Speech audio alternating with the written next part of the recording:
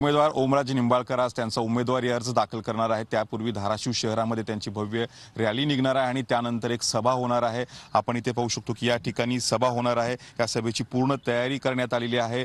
शुभारंभ महाविजयाच्या या आशयाखाली ही सभा होणार आहे। या सभेला आदित्य ठाकरे, रोहित पवार, त्याचबरोबर अमित देशमुख आणि महाविकास आघाडीचे अनेक नेते उपस्थित राहणार आहेत। यावर्षी जी ओमराजे यांची लढत जी आहे ती अर्चना राणा जगजितसिंह पाटील यांच्यासोबत आहे। ही परंपरागत लढत असं म्हणावं लागेल। या लढतीची जी आहे ती उत्सुकता संपूर्ण राज्याला लागलेली आहे। या सभेची पूर्ण तयारी करण्यात आलेली आहे।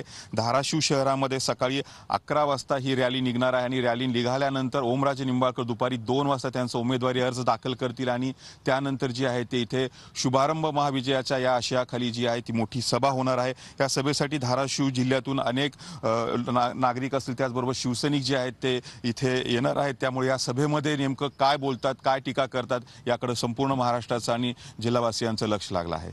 कॅमेरामन हर्षल सह संतोष जाधव, TV9 मराठी,